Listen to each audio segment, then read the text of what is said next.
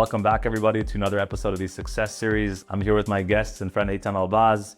Eytan is a 5-time founder. 2 of his companies were extremely successful. One sold to Google. He's also a venture partner at 10110 and is very much involved in the LA ecosystem. And personally, he's invested in my company, Commander AI. So Eytan, super excited to have you here. Yeah. And maybe just give our audience a little bit brief of who you are and what you're excited about. My name is Eytan Elbaz.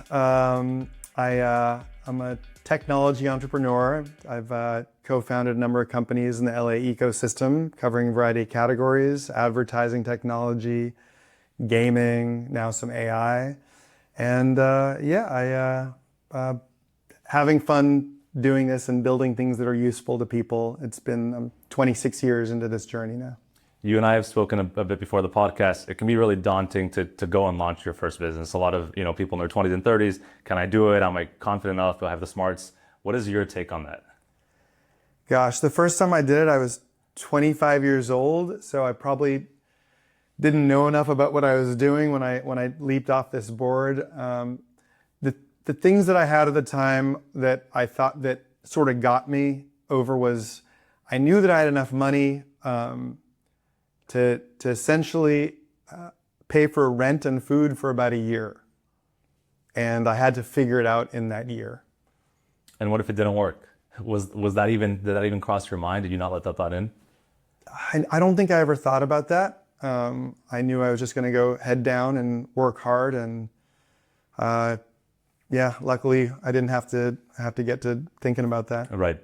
I'm always fascinated looking back at, I think early adulthood largely influences the decisions you make when you hit your 20s and 30s. What was your childhood like? Did you grow up in entrepreneurial households? We grew up pretty middle class. Both my parents were educators. Both my parents were teachers. My dad eventually became a school principal. So while I think these jobs are pretty important for society and for our youth, they don't pay well. And so we didn't have much stuff growing up. We didn't, I never got the clothes or the jeans. And so I think as a young kid, there was a little bit of emphasis of like, how are we going to make money? It's pretty basic. And so worked a lot with my older brother. We collected and sold baseball cards. We ended up being, we'd go to those conventions where we'd be the sellers. I think you had to pay, between $40 and $80 to get a table at a convention. And you'd go and we'd try to sell, and maybe we'd sell a few $100s of baseball cards in a given Sunday. Sure. I also sold some blow pops in middle school. And so, I think in total in baseball cards, I think maybe we drove, maybe it was like this mid 80s. It was like $3,000 or $4,000 over a couple of years. But that was really good. Yeah, that's what's like 20, 30K today at least, right? No. Yeah. $3,000 or $4,000 total. Oh, total. Over a couple of years. Okay. But sure. It felt like very, very, very meaningful money, right, because there was no other money. Right. That was the only money I'd ever seen. And you could buy some things here and there, and yeah. Not really. Our parents they were excited about us making money, but it was like, you got to save this money. And you got to. So you had like a little bank and you would. Yeah, I think we actually opened bank accounts. Okay. And they were proud of us for having done this, so that when we went and actually got some Nike shoes, they still bought them for us. Right. So we didn't really have to use that money, but that was meaningful. Sure. And when you look at your own kids today and you think about just raising kids, and we spoke about the internet, do you think the internet's a good thing for young children? Is there somewhere in the middle? What's your take on it? Yeah, it's such a deep question. The internet is for sure more good than bad can come of it. But if used the wrong way, it obviously we're seeing it's seems like there's some fairly negative reverberations for like teenage girls, right, and also teenage boys to some extent, where they're not connecting with humans as much. I think they're not even learning how to actually connect with humans, and it's putting them in bubbles. They're getting fed news that's probably not true, and it's creating emotions for them that get them addicted to social media. That's probably bad for them as a person. Maybe it's good for whoever's selling it to them. Sure. And yeah, I think if not used correctly, it's really dangerous. So I think we have to be really involved and deliberate about the ways that we allow our kids to connect, and make sure they're still connecting with people and humans and kids, as their primary source of content and or just entertainment. entertainment, right? Yeah. Yeah. I mean, it's crazy. You can put a kid in front of an iPad for 8 hours a day, and they're just right and nothing else, and it's Absolutely. yeah, Yeah. yeah, It's so magnetic. It Right. might be stronger than other emotions. right. So, And so you and I were more entrenched within the AI world. A lot of maybe our listeners they just hear the word AI. It sounds like this scary phenom that nobody really knows much about. Of course, there's a lot more research and study that's been done in it than probably the public perception of it. Do you think that in 10, 15, 20 years from now, as some people like to say, most jobs that are sort of monotonous will be eliminated, including engineering and computer science? I don't know. I really don't know. I mean, it's clear a lot of jobs are getting eliminated right now. Right. I also hear them say that a lot of new jobs get created, and we also hear that a lot of the jobs get solved and that there'll be abundance for us. And it sounds like that's possible. I think the breakthroughs that we'll get in robots. Obviously, we're seeing them drive us around now, and Right. soon they're going to clean our homes, and then soon they're going to build our homes, and do and so I think this abundance narrative makes sense, but clearly the biggest problem is going to be humanity's ability to accept the abundance Right. without creating problems. Without creating sort of challenges in their mind about the abundance we have. I think humans are almost like an AI code that looks for problems. We're always looking for problems as humans because that's how we survived. Like, got to find food, got to find shelter. How am I going to build shelter? How am I going to grow these crops? And so we're always searching for problems. And now I think what's going on with the internet is like, I think people are searching for problems that aren't even really there. Just to feel purposeful? Their brain is looking for problems to feel purposeful. Right. This is going to be on steroids. When all of a sudden everything's done for you, we're already seeing. I think we see protests out in the world that are, in some cases, a solution to no problem. And so there's going to be far more no problem. And they're going to have to come up with far more. So what does that look like? What does that look like? Like, what is everybody going to do when they're just searching for problems all the time when there's no solution? I don't know if I can conceive it, but clearly there's society's not at an Equilibrium? Not at an equilibrium. Right. So there's going to be more of that chaos.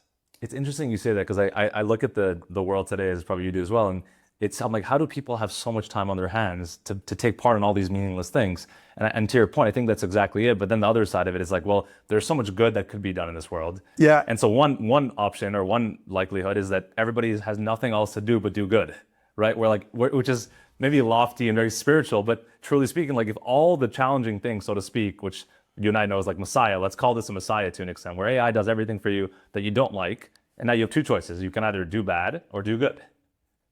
Yeah. Now, well, I started thinking through this part. Yeah. And I think we're going to be accompanied by robots that monitor the situation. I don't know what these robots will look like. They don't necessarily look like a person. It Right. could still be your phone. Right. Could be the AI that's just kind of monitoring you and making sure that you're generally not doing anything bad. But then who decides what's good and bad? Right. Who decides, like, if you're sitting there playing guitar because you enjoy making music, great. Sure. Everybody's approved on Right. that one. And if you're sitting there, Smoking a cigarette or not even that, because I mean it's bad, but for some people, well, it helps me cope with stress. And what is the AI going to say about having that? a glass of wine, alcohol's bad, right? What is the AI going to say about it? Well, there's probably an AI that says, well, you're going to cost more health damage to society and it's going to be a little harder to deal with you. Right. So maybe, but then there's going to be another AI that says, well, but now we have the free healthcare that can deal with the cancer he'll generate for himself.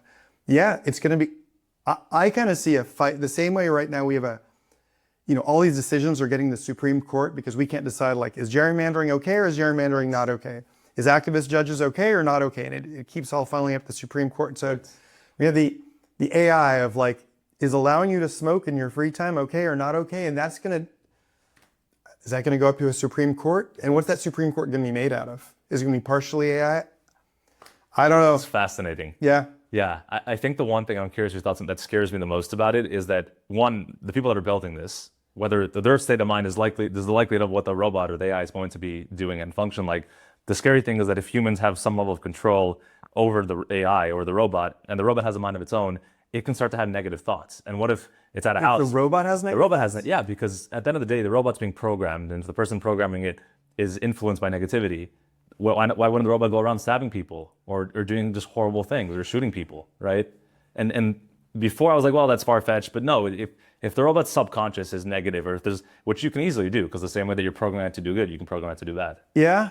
And that to me is scary. You know, it's in your house mopping, and then it turns around with a knife in its hand, right? And you know, it reminds me of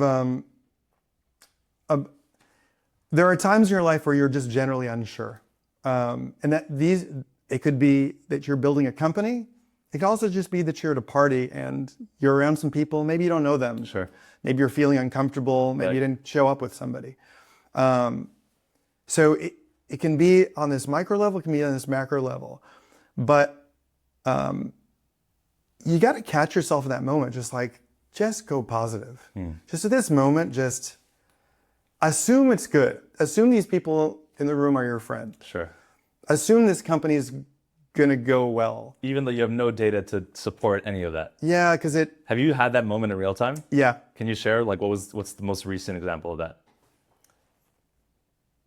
I think the social situation. Yeah. I think when I was a bit younger, call it college, post-college, you're still just trying to figure out who you are, where you fit in, who your people are going to be. Sure. And you know, sometimes you can put yourself in a loop of also maybe when you're going to sleep, you can put yourself in a loop of a thought pattern. Right. And yeah, I'd say sometime along the way, you come to learn that a general negative thought pattern it's just not helpful. It's just not helpful to whatever it is you're going to achieve, or you're trying to achieve. So just catch yourself, like, go positive. It's basic and simple. Sure. But you know, it can have big butterfly effects. Right. Big butterfly effects. So just think positive. Totally. And I've experienced this in sort of transitioning to running a company. A lot of highs and lows. Yeah. I want to get into that with you. One, how did you cope with them? Let's use the company AdSense that you sold to Google. Yeah. And then were those highs everlasting, or were they always sort of momentary? So I was probably the most emotional guy at the company. Really? There was nobody who was more of a roller coaster than me. Okay. It was almost comical. Yeah. Because we wake up and we didn't have Google Analytics at that time. There was a different software program that told us how many users were on the site. And it was a high number we hadn't seen before. It was like the elation of some sort of a drug, or like I woke up drunk or something like that. Like, yeah! Just firing up. Look at this number! Look at this number! It's like going around the room getting Really, just fired up. rallying everybody Oh up. my God. Like 37 users! 37 users! Let's fucking go! I love that. Yeah. But also, if the number was lower the next day, Right. it was just like, Just not talking to anybody, right? miserable. And then you get a phone call about a commercial partnership Right. that you were hoping for, and the guys are like, hey, we're going to put this on the back burner. Right. It's like, And then you're pacing back and forth in the alleyway, just contemplating. yeah. Yeah. And so I'm age 26 at this Okay. point. I mean, I would ride these highs and feel these highs, and then the lows would just punch me in the stomach. Right. But luckily there's a founding team. There were, call it 5 of us on the founding team. So what was nice was there's always 1 or 2 people that was having a good day. Sure. And so it would balance each other out. Yeah, you'd balance each other out. Right. This is the hard thing about a solo journey. And I've watched this, and I think of what David Friedberg said when he built Climate Corporation, that it the quote was something around like it's like a unique kind of loneliness when you're trying to build a company solo, because when you're having those low moments, there's nobody on the team you can really turn to because everyone's turning to you as you're the guy. So if you don't think you have the composition to sort of take yourself positive, even when you get these gut-punching phone calls and emails that essentially set your company back, maybe you need a co-founder. And so, yeah, I mean, or two, right, to help you guys all sort of steady the ship during these emotional ups and downs. Right. I'm a solo founder, and I've been thinking about these thoughts recently, and I'm like, of course, I've felt that high and low, and we've had that many times over the last few months. And the thought to myself was, can I handle this? Probably, because I have been. It probably will intensify, but I probably still could handle it. But do I want to? Because it really sucks when it's and there's nobody that I can turn to.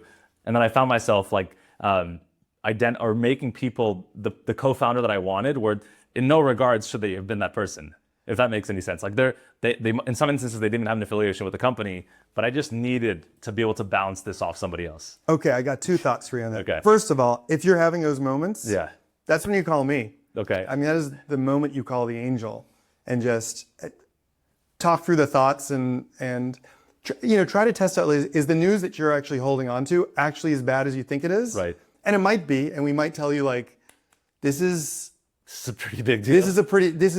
This is rough news. Sure. You're gonna have to, or we might tell you like, actually, this is just not that bad. Just ride this one out. You're okay.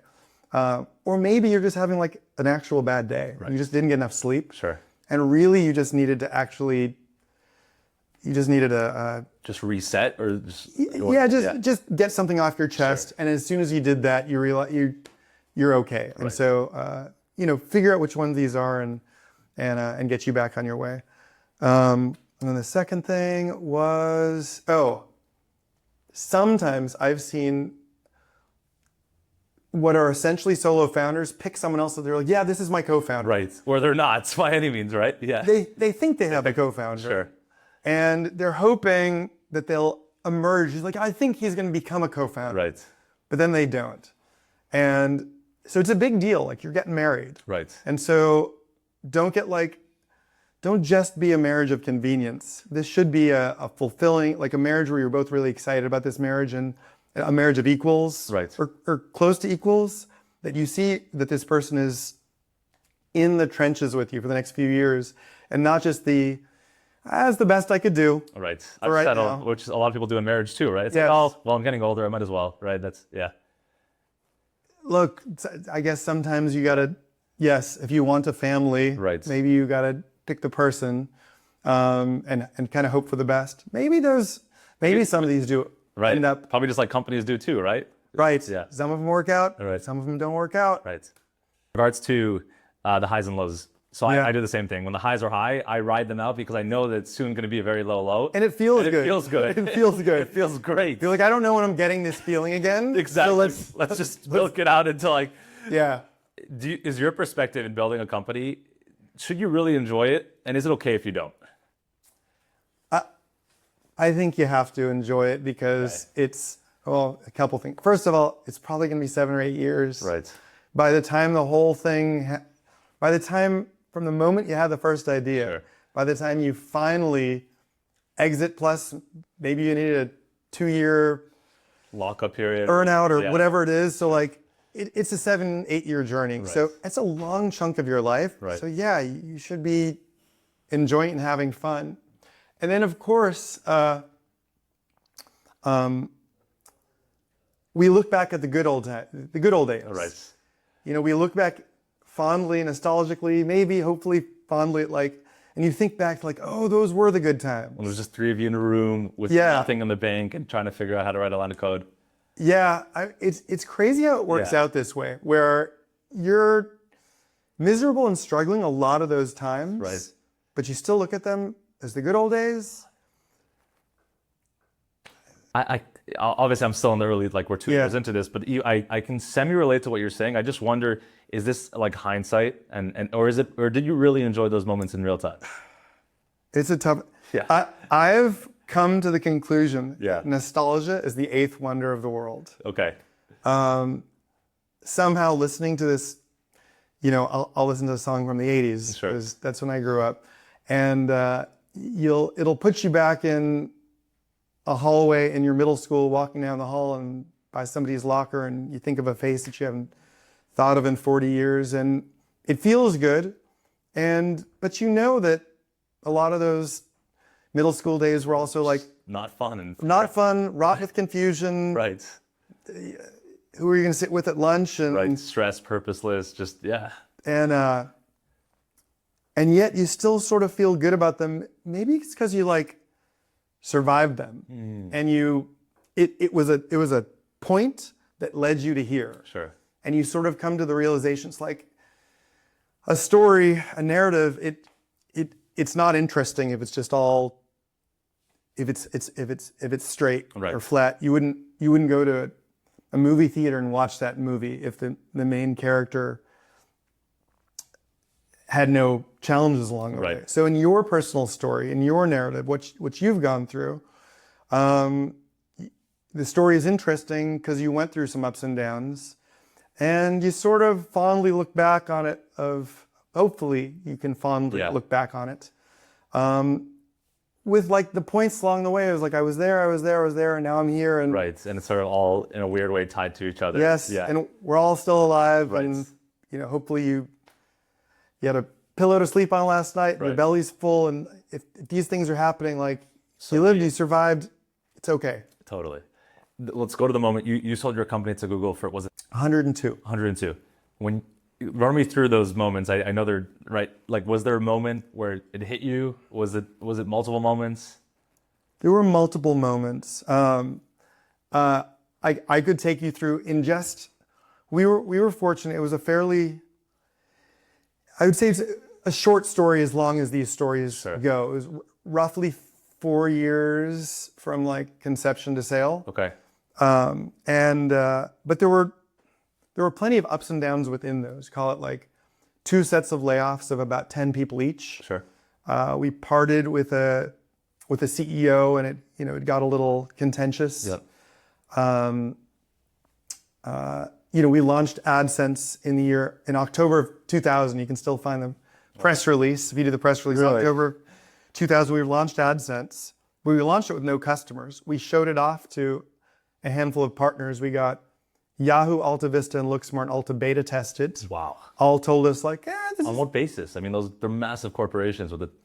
honestly just like knocking down the doors, Sure. trying to find somebody who knew somebody and get you an intro. I'd knock down those doors, and we got in front of the right people, and we got these companies to beta test our product, and all of them basically said, kind of interesting, but there's a lot of interesting things, and Right.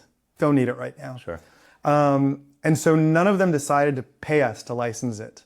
And so we had to rethink AdSense, and we basically put AdSense on a shelf for 2 years. And the key difference that we ended this partnership with Overture, which was the predecessor to Yahoo Marketing, Yahoo Search, and a company they acquired. And we hooked in this paid search component. And then we realized we could reattach it to AdSense. And instead of coming to the publishers and saying, can you pay us for AdSense? We'd say, we have AdSense, plus we have a set of advertisers, so we can pay you to use AdSense. Well, it's a far easier conversation when you tell people you're going to pay them instead of asking them to pay you. Sure. And so we relaunched AdSense in the end of 2002 with USA Today. And we came up to, we now were able to pay them. Business guy in my team named Chris Daniels was able to broker that relationship, and we were able to pay them. And 2 years later, now AdSense can see it's going to be a meaningful product, and Google takes notice of it late 2002, and by April 2000, series of conversations, a series of exciting meetings. You talk about like when we had a meeting with Google Yeah. in their Menlo Park office, Okay. Palo Alto office. And in early 2003 at a meeting, they suggested they'd be interested in acquiring us. They said, something more strategic, as they called it. But that's the word they use. Yeah, we were talking. What was their approach as a partner? We were talking about a commercial. So we had been Yeah. using Overture as our back-end advertising partner. We started talking to Google, like, what if you replaced Overture and you became the back-end advertising partner? And in your mind, was it like, here, this is a step to acquisition, or that wasn't even a thought at the moment? At the time, actually, Overture was still. There was more indication that Overture was interested in buying us at the time, and we'd had discussions with their senior level management team. We were actually thinking it was going to go with them. During the course of this, Google reaches out about a commercial partnership, Sure. and we start going down the path pretty far along the way of the commercial partnership. We've kind of gone fully through this agreement, gotten to business terms, and they pull us up there for a meeting. I want to say it was like February 2003 now, as I recall. In this meeting, we've got Sergey and Larry. Wow. I didn't know they participate in every acquisition meeting. Maybe at that point, or The company's less than 1,000 people. Though. Okay, it's still so they're small. still relatively small. Yeah. Yeah. Their revenue was like 700 million at the time. Their head of corp dev also showed up. Two guys, David Drummond and Jeff Donovan, step in the room. So you've got, I think, 4 people in the room, and we've got 4 people in the room, and we're expecting this still to be this commercial partnership. But then Sergey starts talking about, what's the greatest cost we have as Google, and we're guessing. I don't know. I guessed your hosting charges. Right. And he says opportunity cost. Opportunity cost of what? Of like essentially not going faster together. Sure. And then I can't remember which guy is suggesting now. Maybe it was David Drummond. We're thinking of something maybe more strategic, which was, I think, sort of code for merger. And then kind of it was a little, so a little bit of a funny story. By this point in our career, I think Google is the 7th company to suggest we might acquire you. Wow. Along the way, so that included Apple, Okay. Overture, and AltaVista /CMGI, who was their owner at the time. So some big companies had said, and we came to learn all these companies just say, yeah, we're probably, we're thinking of acquiring you. Right. Or we might want to acquire you. Sure. And so when they would do that, as young guys, we were like, okay, here's all our information. Right. Take here's everything. everything we're thinking. Here's our IP. Right. Yeah. Yes, because you're going to acquire us. Right. And then they would go and build something. Yeah. Yes. So at this point, you were desensitized to the thought of this. we'd already talked about it. We were like, next time someone says, Right. we want to acquire you, just be like, Give me an offer, or it was almost like, no thanks. Sure. Like just, Show no interest and see if they're, because if they are interested, they'll continue. Right. yeah. Now the comedy of this one was, so we were already sort of in love with Google. We already recognized them to be an amazing company that had the whole world ahead of them. Right. So we'd internally we'd said, like, next 7th time someone wants to acquire us, just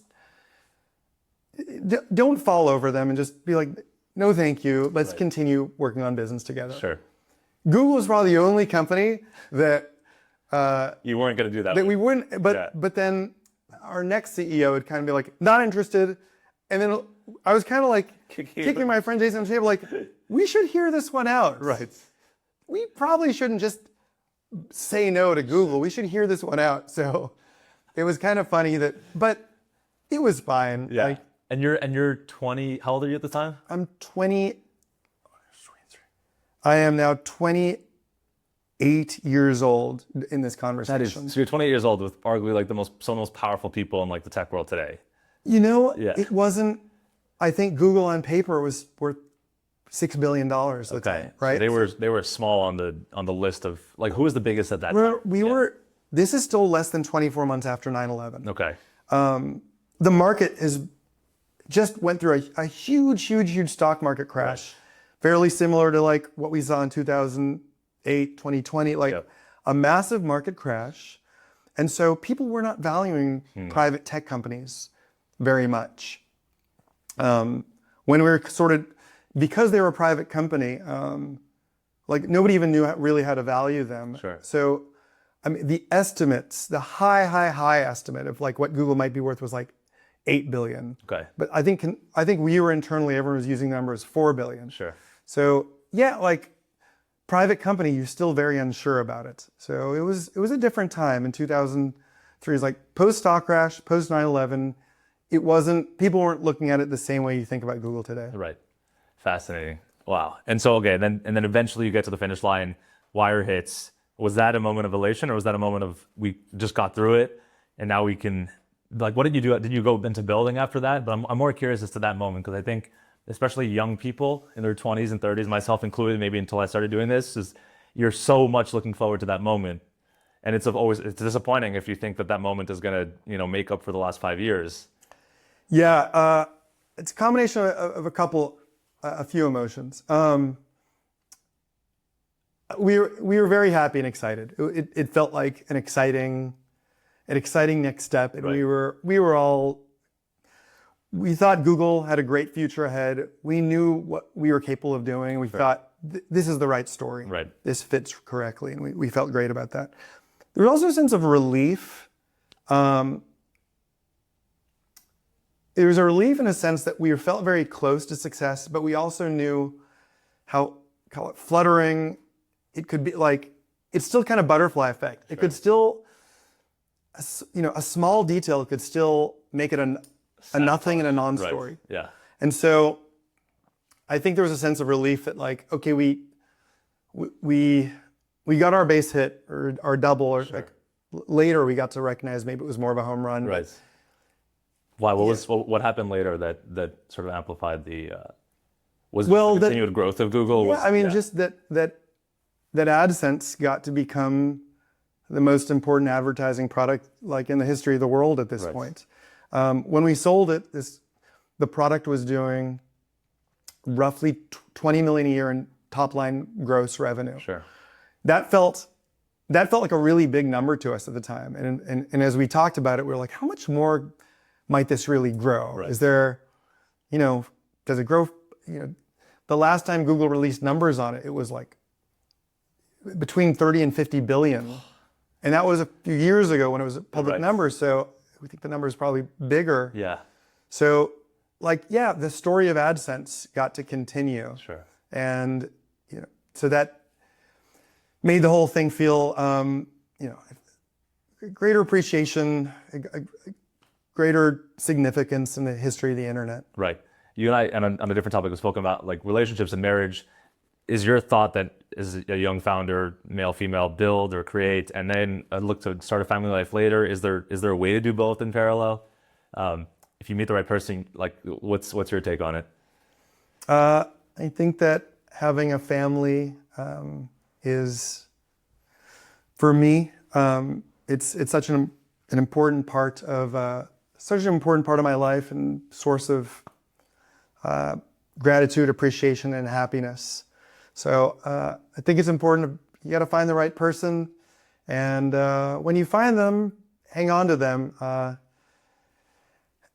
Both of these things are big commitments. Sure. Building a company is a big commitment. Building a family is a big commitment. Whether you can handle it all at once, I don't know. I think that's going to be different for everybody. Sure. I think it's going to be different for everybody. I don't think that there's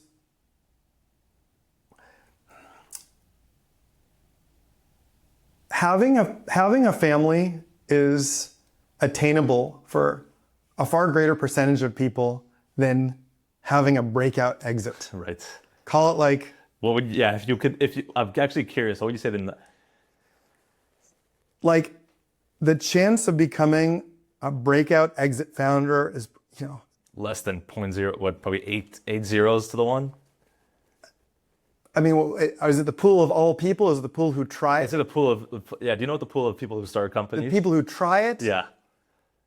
Certainly sub 1%. Sure. Probably maybe sub 0.1%. Sure. Now, the people who are going out there saying, I'd like to have a family. Right. What's the percentage of people That successfully can make a family? It's got to be deep into the double-digit percentages. Right. I'm going to say, call it 30, 50? 40, Yeah. 30 to 50. Right. I don't know. Maybe we say 40. Yeah. So let's just say that the happiness you gain from a family might be in the ballpark of the happiness you gain from your exit. You would, if you look at your life today, your first child, I mean, I don't even know. No, I would say I gain more happiness from the family than I do the exit. Right. Okay, so, but let's just for a moment say that they were equal. Sure. And I think that family is more important. Right. You've got a 400 times more likely chance of gaining happiness from the family than the exit. So, seems like a good bet to go build a family. I'm just coming up with these numbers right now. No, but that's I haven't even thought about it that way. Yeah. But look, yeah. There's a deep sense of gratitude also from building and achieving. Like, family doesn't take up 100% of your time either. It's like you have extra time. It doesn't have to be one or the other. No. And I also think that not everybody desires a family, and also not everybody desires to build a company. And so the variables in that, and actually most people don't desire to build a company, right? Most of the world never does it. Yeah. And so that's interesting, and that probably plays into why the numbers are so, sort of variable. But yeah, let's also talk about like what it means to be. If you've built a lifestyle business, right, in which you are paying for your home, paying for, maybe you want to put your child in a certain school or go on a certain vacation. You don't need to sell a company to Google. Right. You can have a company that pays you well. Right. And you and your 3 employees. And in some senses, if the goal is just to get to, well, that's a far, far, far greater than a 1% chance to do that. So, well, yeah, that increases the odds over there. It does, right? So yeah. So yeah, if you want to build for yourself a lifestyle business, is there a 20% chance a person can do that? It's interesting. Yeah, I'm curious, honestly. And if that gets you sort of what you need in terms of being able to pay for the things you want to pay for, well, then maybe you've got between a 20 and a 200 times more chance of doing that than the exit to Google or something like that. Yeah, you got to figure out I would say you got to figure out what your goals are, but I don't think actually people really know what they are, because until you get there, you don't really have a sense of if that's exactly what you wanted anyway. Right. Life is funny like that. It sort of plays games on you of giving you a sense of these things you want, especially in this Instagram world. But then you actually have to experience them to figure out if it's actually what you wanted along the way. Right. Was it something that you saw that got you excited because somebody else has it, or was it an internal, which is so hard to discern? And I think, especially in today's day and age, you have to experience it to know. There's no other way. Like, people are, I want to find my passion. I want to find my purpose. Well, that's a lofty thought that I don't think anybody knows until they've gone and done something first. I think that's right. And to circle back to something you talked about earlier, in an Instagram generation, people are handed so many clips of this life and that life and this life. That's where it's a little bit dangerous. You're giving people these glimpses of these lifestyles, and it gives them the feeling, especially if you see 8,000 likes on it, that, well, I think that's the life that I wanted. Right, because everybody else likes it. Because everybody liked it, and you can see people liking it in real time, so you're like, this must be the actual goal. Right. It's fascinating. The last thing I want to ask you is, and I think it might be a high-level idea, but curious just your take on it. Somebody's 23 years old, feels completely lost listening to this. They don't know if they want to be an entrepreneur. They don't know if they want to go work for somebody. They just don't know what to do at all, period, in life. Do I start a family? What would be your advice to them? I heard someone, let's see.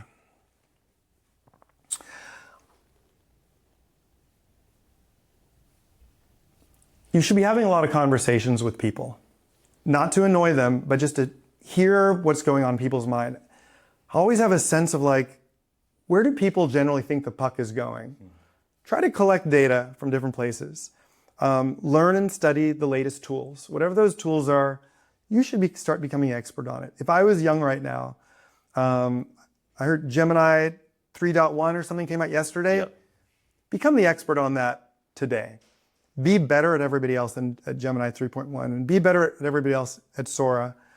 Be better at the tools so that when the conversation happens and someone starts talking to you about AI, you've got something to say and add. You'll feel confident about it. Maybe they'll offer you some things. Now you're piecing together a story from the conversations you have, the tools you're having.